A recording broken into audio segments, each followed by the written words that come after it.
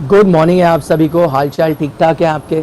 सीधा लाइव आ रहे हैं कोलंबो से आपके लिए खबर लेकर, और खबर ये है कि अक्षर पटेल अब एशिया कप फाइनल में नहीं खेलते हुए आपको नज़र आएंगे। उनके लिए एक रिप्लेसमेंट बुला लिया गया है जो पहुंचने वाले हैं कोलंबो एनी टाइम। उनका नाम है वॉशिंगटन सुंदर, और लाइक फॉर लाइक रिप्लेसमेंट है। एक स्पिन बॉलिंग ऑलराउंडर बाहर जाता है तो दूसरा स्पिन बॉलिंग ऑलराउंडर अंदर आ जाता है, यानी वॉशिंगटन सुंदर आ गए हैं, यहाँ पर कोलंबो में आ जाएंगे।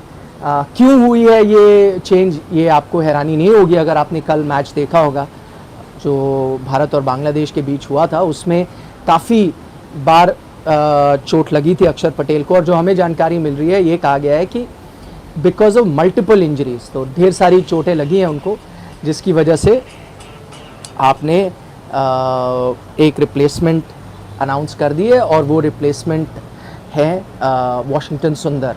ज़्यादा लंबी फ़्लाइट भी नहीं है चेन्नई टू कोलंबो, तो मैंने जैसे आपको कहा बहुत जल्दी वो पहुंचने वाले हैं यहाँ पर। अब अक्षर को जैसे मैंने कहा हाथ में कई बार गेंद लगी, मुझे याद आता है शायद तस्वीरों में देख रहा था उनके शायद पैर में भी कुछ परेशानी थी, उनको वहाँ पर भी टेपिंग करी जा रही थी, तो कुछ हद तक उनको परेशानी है, तो फाइनल के लिए मौजूद नहीं होंगे। लेकिन वॉशिंगटन सुंदर आ तो जाएंगे। उनका 11 में खेलना मुश्किल नज़र आता है। हालांकि टीम को तो तैयारी रखनी है, क्योंकि उस दिन पिच कैसी भी हो तो आपको लास्ट मिनट कॉल लेनी पड़ सकती है, क्योंकि हमने भारत श्रीलंका का पिछला मैच जब देखा था तो एकदम स्क्वायर टर्नर वो पिच थी, स्पिनर्स का बोलबाला था।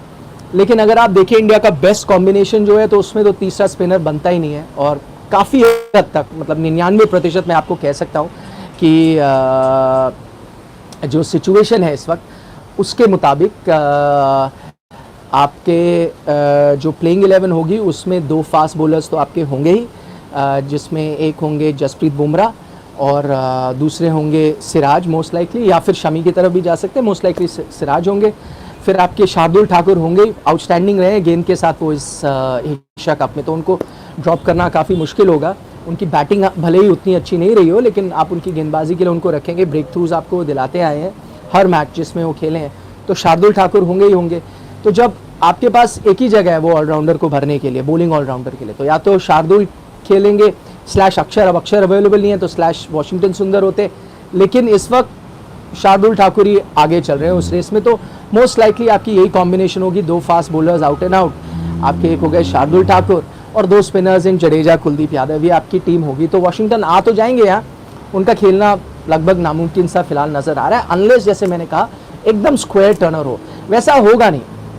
मुझे जो लगता है अभी तक हमने देखी हैं जिस तरह की पिचेस, वो जो भारत श्रीलंका वाली पिच थी उस दिन कंडीशंस भी काफ़ी मैटर करती हैं। वो सबसे ज़्यादा स्पिन फ्रेंडली ट्रैक था, उस तरह का ट्रैक आपको शायद फाइनल में नहीं दिखेगा। आपको मैं बताता हूँ किस तरह का ट्रैक मिलेगा। टर्न ज़रूर करेगी बॉल, स्पिन गेंदबाजी को काफ़ी मदद मिलेगी, जैसा आपने फ़र्ज़ करे श्रीलंका पाकिस्तान मैच में देखा था, 250 बने थे 42 ओवर्स में, तो वो 260 270 वाली पिच थी। आपने बांग्लादेश इंडिया वाला मैच भी देखा, 260 270 वाली पिच थी। उस तरह की आपको पिच मिलने वाली है, और उसी तरह की कंडीशन में ये टायर्ड पिचेस हो रही है ना धीरे धीरे, और मैचेस भी चल रहे हैं। टायर्ड पिच जो आपको मिलती है उसमें आपको ये भारत का बेस्ट कॉम्बिनेशन है। हो सकता है श्रीलंका स्पिनर्स पे ज़्यादा ध्यान दे, वो खिलाए, क्योंकि वो उनकी स्ट्रेंथ हो सकती है। इंडिया की अगर आप विकेट टेकिंग एबिलिटी के नज़रिए से सोचे तो इंडिया का बेस्ट कॉम्बिनेशन तो यही होगा जो मैंने कहा, तो तीसरा स्पिनर अब खेल पाना बड़ा मुश्किल होगा।